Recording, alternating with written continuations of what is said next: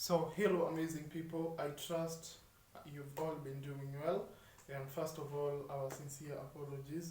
Well, let me just say this my sincere apologies for the ultimate silence on the Rising Again podcast. But I just wish to inform you that we'll be back. First of all, I hope you've enjoyed your festivities and you've had an amazing new year as it's still going on. I hope that you have your goals.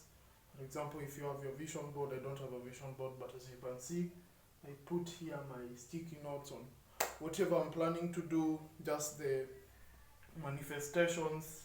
As you can see my chat board here, I decided to launch my dream car here. So when I wake up in the morning, I look at it and I pray to God. I tell him, Mazewe, come through. So first of all, I hope mmekuwa fiti. My camera is kind of switching on everything, but we'll be back. But this is just to inform you. Remember to go hard, stay hard.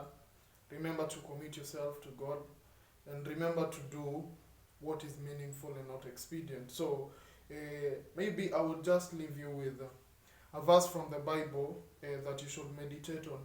It comes from the book of John, chapter 10, verse 10, and it talks about a thief coming not but to steal, to kill, and to destroy. But God sent His Son, Jesus Christ, so that we will get life and get in abundance. So I know maybe for some of us, especially for people who've been trying to switch places, I know at this point you don't have a lot of money, you've spent a lot of your money. So don't focus so much on your problems.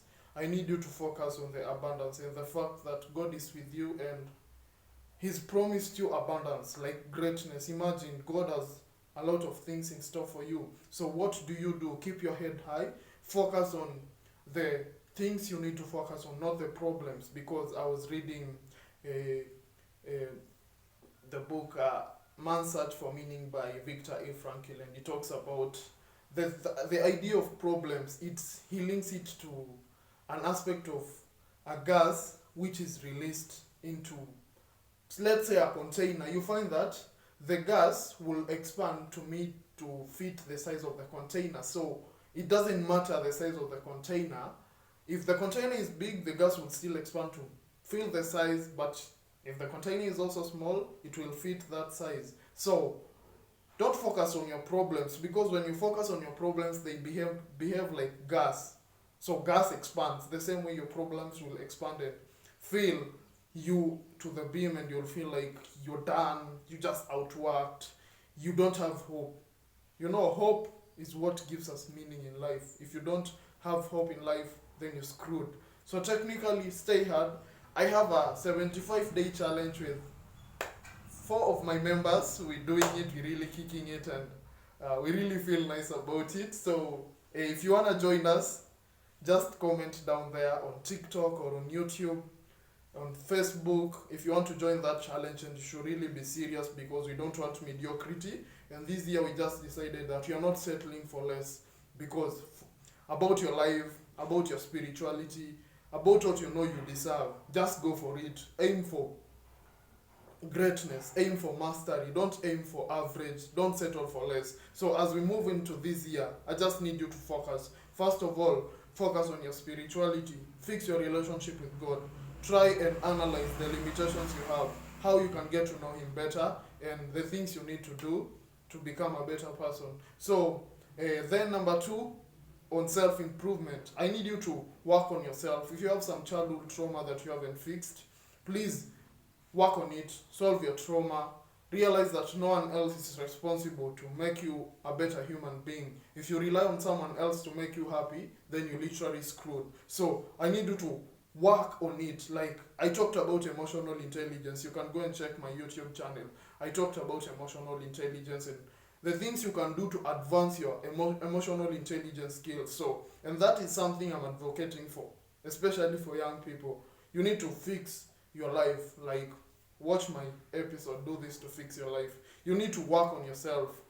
What self-image are you carrying? What are you portraying? What are you telling the world about yourself? So that is your self-image. Do you look at yourself as a pathetic person who doesn't deserve to have anything good in life? Or do you look at yourself in the mirror in the morning and say, damn, I love the person I'm looking at? Have you fixed your life? Or do you still have some underlying chaos that you need to work on and become a better human being? So technically for this year, I just want us to work on this. I know it's hard, but we can do this together. And that's why I decided to form a 75 hard day, 75 days hard challenge, where we are just technically working out. Number 2, we are eating clean. We are taking a lot of water. Then we are fixing our spiritual lives. We are reading books, and we are trying to learn some skills. For example, if you want to learn digital editing, digital marketing, video editing and stuff. So that is what we want to do for this year. And for the first month, like for the 75-day period, that is what we are focusing on. I know it's not about perfection, but it's about trying to be in the best version of yourself, trying to commit to the things that you tell yourself you want to do, trying to keep the small promises that you make to yourself. And ultimately, as we do this, and we also rely on God. For example, I was reading the book of Daniel chapter 4 and Daniel chapter 5 overnight, and I was trying to analyze the experience that Nebuchadnezzar had. You know, he was this great king who came up, so he conquered every territory of the world, and so he let his success get into his head. He decided that he felt like he'd won it all by his own power and energy. Then he did not realize that there is a God in heaven who gives the kingdom of men to whomever he wants, and he can take it away from him. So he saw a vision, and Daniel interpreted it, and you know, he took it lightly. Then instantly it happens, and then he comes to recognize that there is a God in heaven who controls whatever happens on the earth, and he is restored. And now in chapter 6 we see his son, who is Belshazzar. You know, Daniel was named Belteshazzar, and now there's Belshazzar, who decides to take the vessels of God, you know, the vessels that were captured from Israel, and use them in their own perverse ways, like his concubine, princess and stuff. So, and then a hand with no body just writes on the wall, and the image was Mene Mene Tekel Perez. You know, like the kingdom was snatched from him and given to the what was it, Median and Persians. I don't know if I've told you the right thing, but I just need us to recognize the place of God in our lives. I need us to work on becoming better human beings. I need us to embrace love. You don't know what someone else is going through. People are going through a lot, but I need us to fix our lives. No one else is coming to do this for us. So young people, stay hard. Remember to take water, and please be kind to yourself and be kind to others. Until Saturday, I'll see you guys. Thank you.